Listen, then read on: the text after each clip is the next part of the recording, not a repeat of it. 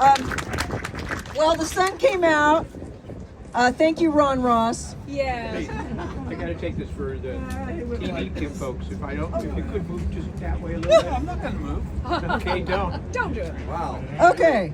So, hello and welcome to the dedication of the memorial plaque for the 1906 earthquake and fire. My name is Judy Leff. Yay! Thank you. I am a member of the board of San Francisco History Association. Many of you are as well. We would not be standing here today if it were not for the vision of my dear friend, possible cousin, and of course my emperor, Joseph Amster. Yay!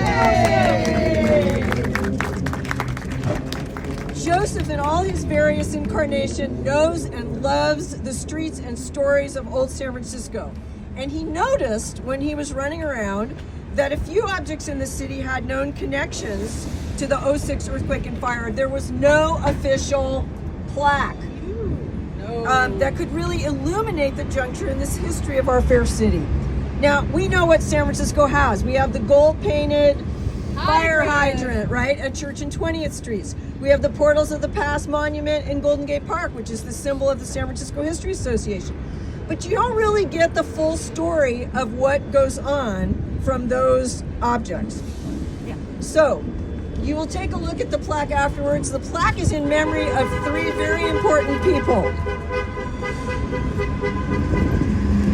Our late founder, Ron Ross, came to San Francisco from New York. And when he was in New York, he didn't have much interest in history. But when he got to San Francisco, he became very interested in history. He became an avid collector.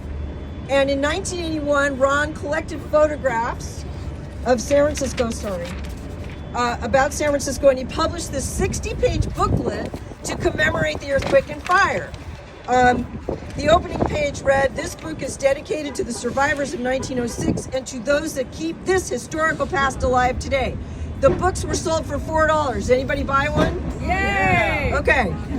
Ron was thrilled to find a few years back that there was one of his books on eBay for $89. Yay! Okay, and it was republished for the 100th anniversary in 2006. Now, he also helped for 40 years to, how many people have been down here at very early in the morning to commemorate, right, on April 18th? Ron helped produce that for 40 years. Then he would go to the painting of the fire hydrant that saved the mission, which he spearheaded in coordination with Guardians of the City. Wave, Guardians of the City. Woohoo! Yay! Okay, so the first name to commemorate, and this is in the memory of the inimitable Ron Ross, who I call Guardian of San Francisco history. The second person we want to acknowledge is Gladys Hansen. Yay! Okay, now she was born about 20 years after the earthquake, but she is roundly recognized as the formidable expert on the 1906 earthquake and fire. She was the archivist emeritus. She was at the San Francisco Library. She was the curator of the Museum of the City of San Francisco. She knew it all.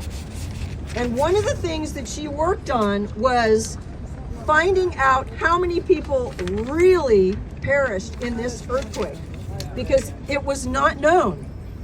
Now, what time was the earthquake? 5:12. 5:12 and a half. Okay, that's my diplomatic answer. Ask Willie Brown. Yeah, 8.3 on the Richter scale. But when Gladys Hansen started working in the archives room, she began to realize that we did not have only 478 people who perished. We had close to 3,000, and probably more. She said that actually there was an effort made to cover up that number. Why do you think that might be? Well, it's not great reputation, publicity, real estate people, insurance, railroad tycoons, and the continued possible threat.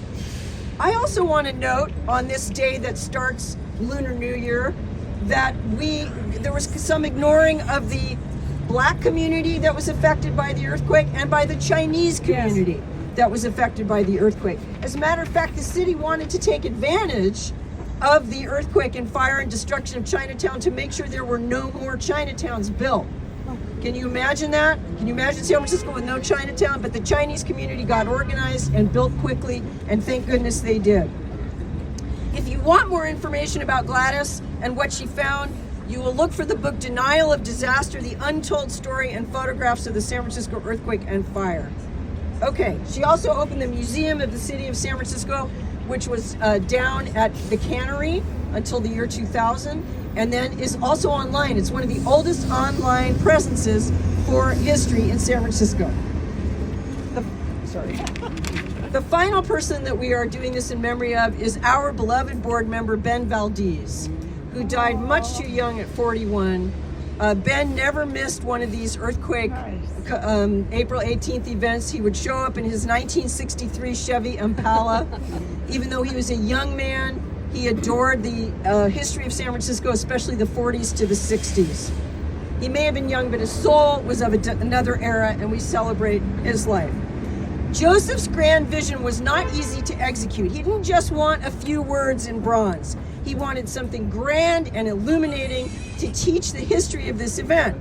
We have a lot of people to thank for this project, and I'd like to now introduce the highly grateful Joseph Amsterdam. Thank you. Thank you. Can you believe this day has finally gotten here? I was starting to think it never would, and a huge thank you to Judy Leff for taking this over the finish line. It would not have been finished without her. It also would not have taken place without the donations of the people of San Francisco. You made this happen. And now every year on April 18th, we can enjoy this plaque, as we will every day from now on. Finally. Few thank yous. We could not have done this without the cooperation and support of the Ritz-Carlton residences. So thank you very much. The club general manager, Noah Unger, and his successor, Jim Best, for allowing us to alter the building. A big shout out to Elgin Thomas and John Albar and his crew for facilitating the move-in and storage of the plaque and helping us today. Also, thanks to Nicole Meldal and Chelsea Sellen from the Western Neighborhoods Project for the use of these wonderful high-resolution photographs. We thought it was very important that this be a very visual as well as interpretive plaque. This plaque took the vision and cooperation and, of course, funding. We collected many small donations at our meetings and some larger ones. We'd like to thank first Anita Dents and the Victorian Alliance for a $5,000 grant, as well as the generous donations of Donna Huggins, Lee Housekeeper, former Mayor Willie Brown, Ann Scult, and many, many more. Sorry if I forgot anyone. Also, big thanks to John Jameson of American Western Awards. He was able to make this happen with this wonderful design and overall oversight of the plaque's execution. San Francisco History Association member Barry Pearl got the ball rolling with the city on getting our permits, and sign installer Bob Lee had the right license and know-how to finalize the permit process and actually mount the 200-pound plaque you see before you. It took a proverbial village of people who were devoted to making this happen and also contributing their time and money. We owe them a huge debt of gratitude. Yes.